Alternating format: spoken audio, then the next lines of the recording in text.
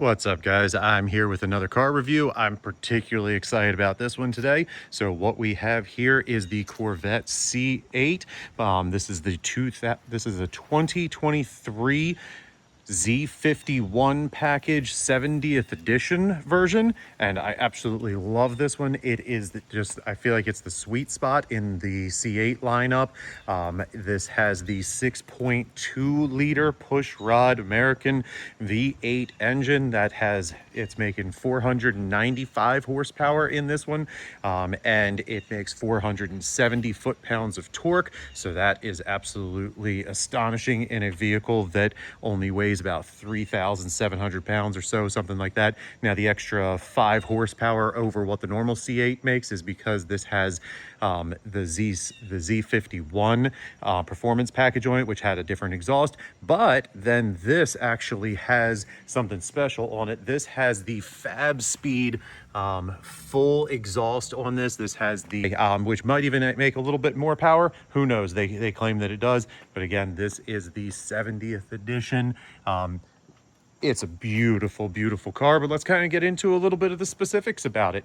So just checking this thing out. I absolutely love the wheels on here with the red trim. We've got the big floating brake calipers in there. That is part of the Z51 package as well. The larger brakes on this. We have staggered wheels. These are actually forged rims, and on the front, we have a little bit smaller. It's the 245/35 19s, and then, like I said, staggered. So we have 20s in the back, and these are massively wide. They're 305 in the rear. So let me see if I can actually get a view that you can just see how wide those tires are. And again, there's that Fab Speed exhaust. You can actually see the exhaust kind of changing colors a little bit under there. It's just beautiful. Sounds great on this. So let's go ahead and hop inside. The handles on these are hidden, so it's actually a little button that is under here that you have to press to get in. Sits really, really low. This has a beautiful white leather interior with lots of Alcantara. And then on the inside, like I said, it sits really low, but it actually is large enough. I'm 6'3", and I can fit in it and drive it very comfortably, where some of the Italian sports cars and things, it's actually a little bit tighter, but they make it for big Americans. So let's go ahead and hop in here. I've got the key in my pocket. It's basically a standard GM key. As we get in and we turn it on, that's a cool startup screen. I think that's probably the coolest startup screen I've ever seen. Absolutely love that. Shows the motor, shows the car. You'll probably be able to hear this. Actually, let's go ahead and start it up. That is all right. Before we get going, actually, I did want to go over a couple more things on the interior here. So this does have the Bose stereo in this. The stereo sounds great. Just check out all of that Alcantara on the dash. It is beautiful up there. This is the 3LT trim, so this is the top trim. That's why it's going to have all of the nicest things you can have in here. It does have heated and AC seats, which is wonderful, especially in a sports car of this level. It has a very driver-centric position here. It's almost like a cockpit. If you look at how this is set up, your arm kind of falls here. There's a big wall that almost separates out and isolates the passenger. They get a little less space than the driver.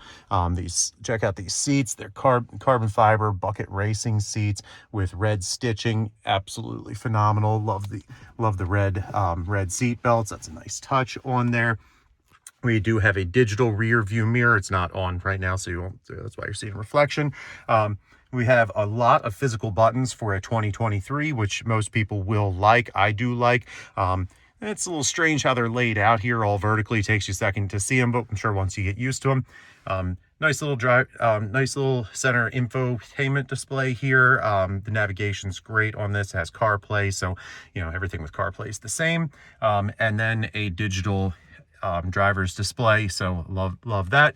Not much else to talk about because there's just one row. So there's they put a wireless charger back here, which is kind of cool. So it gets your phone out of sight and out of mind. cup holders, they work. That's all there is to it. It does have strange buttons for door handles to get out. So these are your door handles to get out here. You press that button, the window drops down a little bit and it opens up. So that's what we're working with.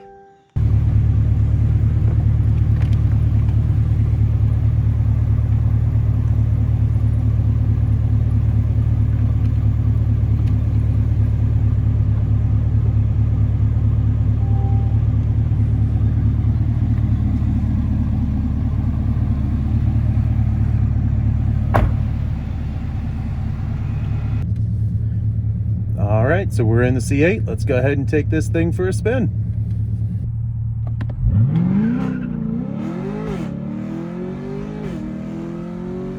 This thing just drives absolutely great. The default mode, if it's in touring, is pretty comfortable for a sports car. You can definitely still tell that you are driving in a sports car, but it soaks up the bumps great. It drives nice. It shifts at a reasonable spot. If you're giving it a good bit of gas, it does tend to rev hang a little bit high.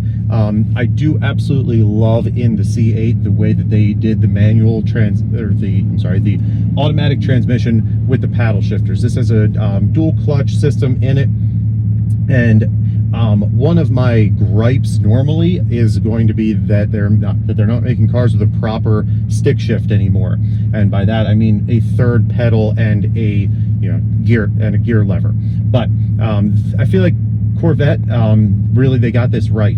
This is super cool how they did it, and when you put it, it's the paddle shifters, but it can do some things that others really can't. It truly does lock the gear in. When you put it down into whichever gear you want to be in, it will stay in that gear. It drives me nuts when, let's say I am in, I don't know, what's it in now, fourth, and I want to step on it and just feel it pull through fourth, and instead it downshifts a second, it gets all violent. So, like I was saying, the stereo in here is great, the AC is good, the seats are comfortable, the navigation's good, it has Apple CarPlay, it just has all the creature comforts that you would want. Has a heated steering wheel, the Alcantara's soft, all the touch spots that you actually touch in the vehicle are soft and comfortable. Everything just seems to work. It's a great vehicle to actually drive a car that can hold its own on the track, to actually drive to work every day. And I do want to mention, when I do these reviews, all the cars that I've reviewed are not just where I went and rented it on Toro and grabbed it from a dealership for an hour. I've driven this car to work. I've driven this car as a daily driver. I've actually put some miles on this, spent some time with it, and gotten to know the car to be able to really give you my review. If you watch my review of my Cadillac Escalade, you'll know that I'm honest too. I'm not just hyping this up. I have no affiliation with anybody, GM or anybody. Doesn't really care about other than me. Doesn't really care about my 95 viewers or my subscribers. But anyway, the C8 Z51 package 70th edition, this is the sweet spot. I think the Z06 is overkill for the street. It just has too much power that you're not going to use, too stiff of suspension. It's just crazy. Also, that revs so high because of the flat plane crank that it actually makes less torque down low in the RPMs where you actually are on the street. This has lots of torque, and that's what makes it feel fun to drive and makes it feel powerful. So I think this is really the sweet spot. I do like the Z51 package because it does give you some of the aesthetics that make it look better, but also the E-limited slip differential is a big deal. In a car with this much power, with just rear-wheel drive, you can't have the vehicle without a limited slip differential. You need that, otherwise you're just going to send all the power to the wheel that's slipping, and that's just ridiculous. So we're pulling back into my neighborhood now. One thing I wanted to mention is that this has a package on it that will actually raise the front axle.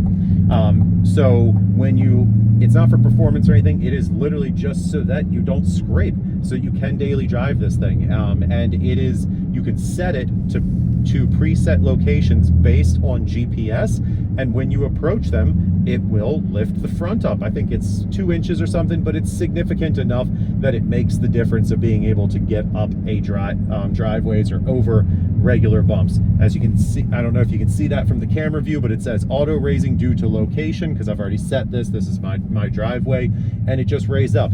You can probably see that that is a steep driveway. You would not expect a car of this caliber to be able to make it up this driveway without scraping, but it can. And I didn't have to do anything other than set it one time, and now that's permanently in there. And even if I forget, it will know that, yeah, hey, it's time to lift up and not scrape the bumper, dummy. So that is my review of the C8. I'm gonna go